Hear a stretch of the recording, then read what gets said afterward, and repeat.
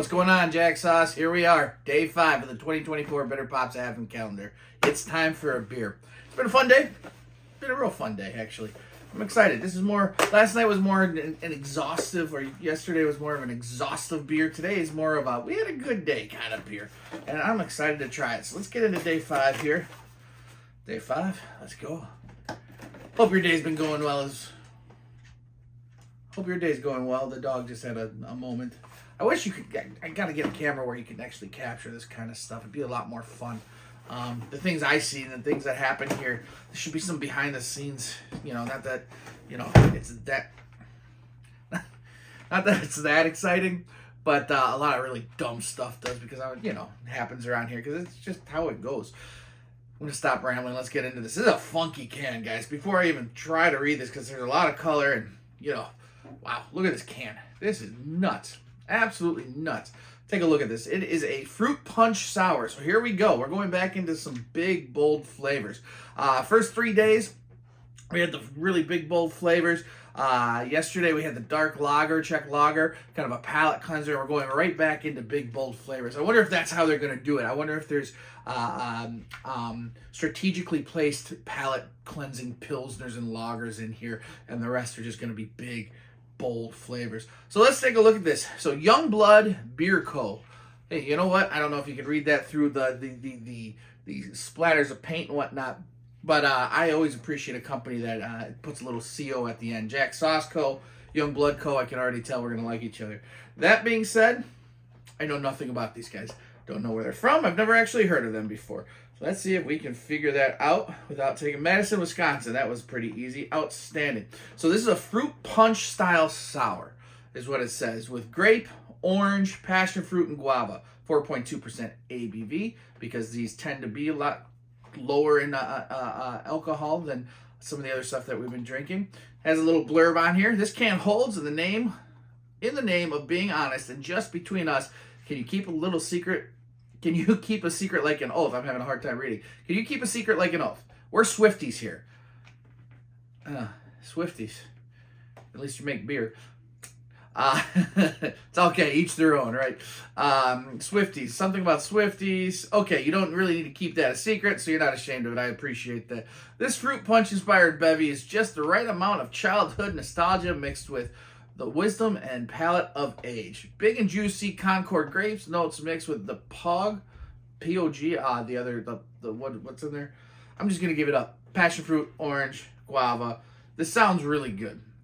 There's some other reading on here, but honestly I can't. This beer lives, keep cold, drink soonish. Okay, I can appreciate all this. This can's just crazy, man. These sours are out of control. There are some great sours out there. I think we've all had them. In particular, for me, I love Energy City out here in the Chicago area, Batavia. Drecker, I cannot wait to go visit their brew holla someday, or beer holla, or brew holla, I believe is what they call it. Is their big Viking hall where their brewery is. I can't wait to go visit that someday. They both do things exceptionally well. There's others, of course, that do it as well. And then there's others. There's some brewers that just really should not try to dabble with this style. A lot of breweries probably shouldn't try to dabble with this style because they're not producing great product. I'm curious to see how these guys do. These sours, like I said, they're crazy because they're kind of all over the place. I mean, there is an actual historical backing to what we now call these fruit sours and whatnot. Obviously, sour beers started way back when in Belgium, when they were open fermenting beers, and they didn't really understand yeast yet, and wild yeast were getting in there, and some of the beers were turning sour and whatnot. As they kind of learned how to harness this a little bit, they started creating like lambic style sours. It was a very sought after flavor, even though it was a crapshoot if you're actually going to get something good. But over the years, things got better. The style moved around. You have your Flanders Flemish. You have things like the Berliner Weisses and the Goses from Germany, which are very, very popular. Now, usually the Goses and the Berliner Weiss here in the United States for these fruited sours, that's what they're using as the base beer. Nowadays, with kettle souring and everything, once again, we're dabbling into science. They're really, really good at controlling these. So instead of just crossing your fingers, leaving your beer top open and hoping the right wild yeasts find it, we can actually bring bacteria or use bacteria to the brewing, like lactobacillus or whatnot, and then you can add that bacteria, and that's places where it's like the Brettanomyces Brett, as it's known. Those kind of strains that are so sought after are going to be, that bacteria is going to sour it. You're going to get your Brett qualities in there, and you're going to make for really nice tart beers. When it says sours, again, you'd see with some of the older school stuff, the lambics, a lot of the Belgian sours, really, those are pucker your mouth sour. A lot of the American ones aren't. They'll be tart, but there's a lot of fruit to it. And they are doing a kettle souring. They do an extra long fermentation, or an extra long boil to it. And into that boil, they add actual fruit or pulp fruit puree, and at times hundreds of pounds of it. So this is going to be with the grapes, with the orange passion fruit and the guava all going into there. And then that's going to go for a low boil. The fermentation's short. There's going to be a little bit more sugar content to this. The yeast didn't have time to eat, so you're not getting a lot of ABV, but you're really just trying to build flavor with a little bit of tartness on the end. Like I said, these don't tend to be super sour. I mean, let's face it. At this point, we've all had a smoothie IPA or smoothie sour or Goza or Berliner Weiss here in the United States. They were quite the fad. It is kind of dying off, in my opinion. I think this fruited sour style. So I think the people that are successful with it are the ones still. Oh man, I can smell this from here. I think this is gonna be a good one. I think the people successful with it are the ones kind of persevering, while a lot of the other ones that kind of just really couldn't get the style down have kind of moved on or have gone back to what they're really good at. So let us take a look. Man, I can smell this from here. When they say fruit punch, they're not joking. It smells like Hawaiian punch. Take a look at that beautiful color. It looks guava. Oh, that smell is crazy. So this is not what I was expecting at all. I just gave you a whole rundown about smoothie and fruited sours or whatnot. I was expecting something much more filtered, kind of that thick quality that's going to leave kind of, you literally get the fruit puree. I am fighting with the dog here. That fruit off the rails. That fruit puree that just, makes it super thick and unctuous. This is light, high in carbonation. The nose on this, man, is nuts. It smells like Hawaiian punch.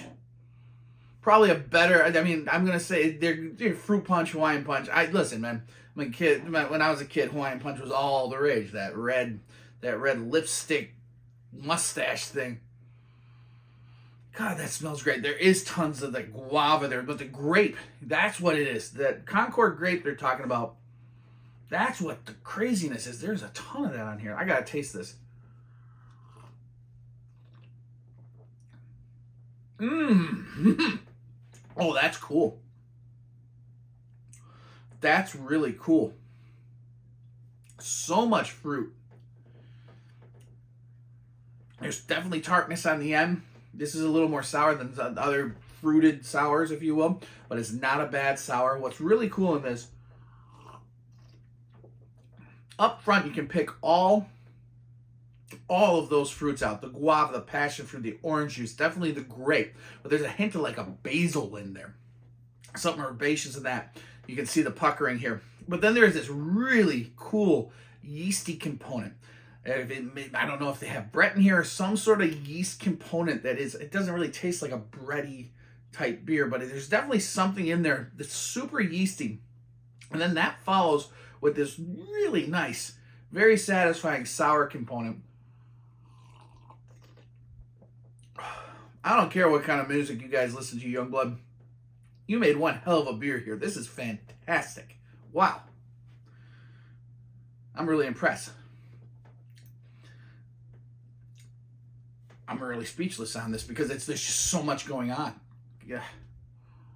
I haven't been this excited about a fruited beer in a long time. Very cool. I'm going to check out more of your stuff. Nice work, Youngblood Beer Co. from Jack Sauce Co. You got a good one here. Guys, we'll see you on day 6. Have a good night. Cheers.